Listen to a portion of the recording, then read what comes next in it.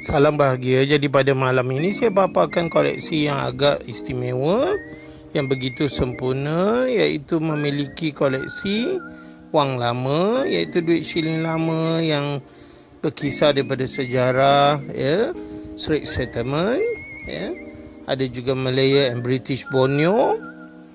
Jadi kita sama-sama tontonlah ya. Yang ditunjukkan di dalam picture ini adalah merupakan Malaya and Borneo. Jadi 10 sen sudah terlepas ya. Jadi yang kedua ini adalah daripada Straits Settlement 20 sen. Jadi ini merupakan duit shilling lama ya.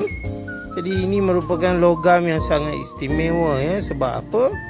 Sebab sangat tahan dan kebal ya.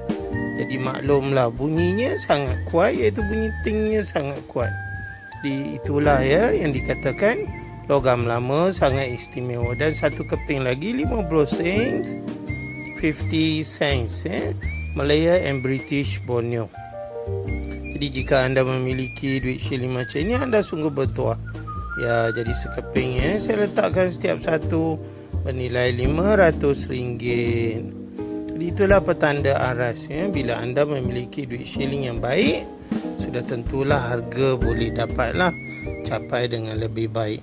Sebab itu kolektor yang sangat berminat untuk memiliki duit-duit shilling ini, mereka akan mengejar dan mencari.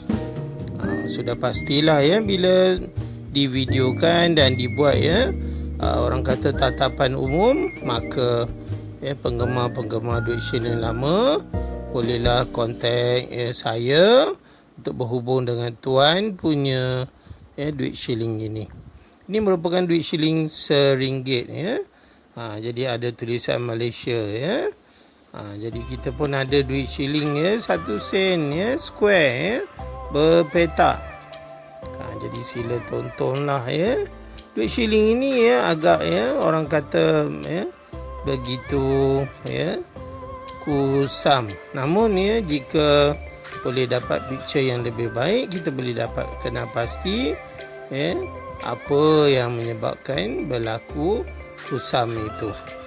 Jadi ini pun merupakan kesan daripada tindak balas kimia. Bila terlampau lama, maka akan berubah color dia lah.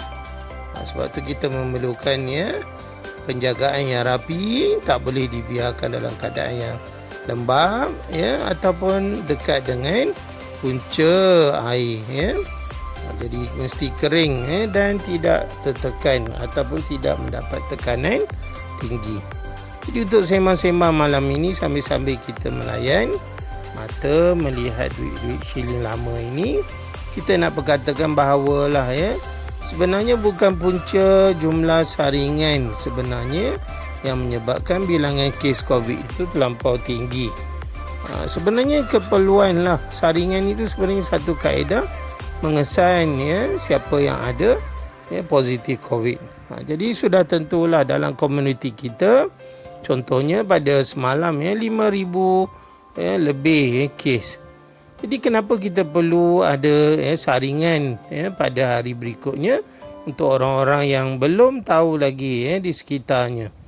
Sebab itulah kita tahu bila ada seorang kena positif COVID, maka rakan-rakan beliau itu dan juga rakan-rakan. Jadi itulah yang dikatakan rantaian. Bila seorang kena positif COVID, sudah tentulah positif COVID itu menyebabkan kesan penularan yang tidak orang kata terkawal.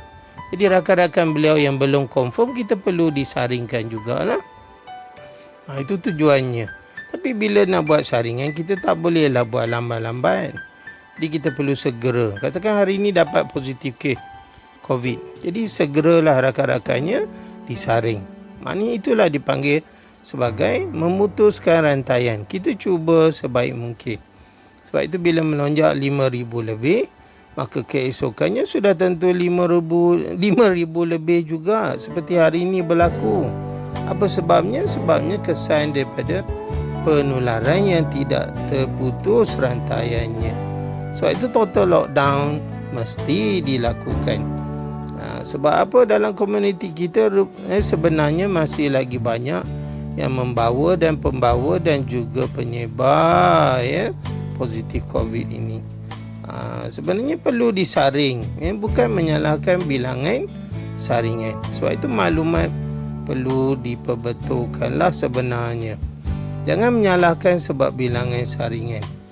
Kata ada yang tak report lah, itu sebenarnya bukan perkara yang penting lah. Pokoknya ialah ada dalam kalangan komuniti kita yang sebenarnya positif COVID yang belum disaring. Itu sebenarnya kita takut.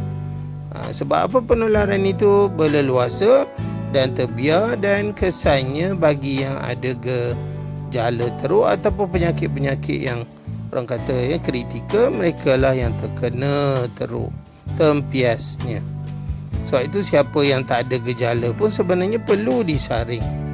Sebabnya hukum ni ialah positif COVID ini kadang-kadang ada gejala, kadang-kadang tidak menunjukkan gejala. Itu yang kita suka meramal. Jadi pentinglah penyaringan itu dilakukan sebesar-besar kawasan sebenarnya. Janganlah kita buat lokaliti 1 kilometer, padahal sebenarnya dia merebak sudah lebih kurang 5 kilometer. Jadi itulah targetnya. Putuskan rantaian COVID-19. All the best.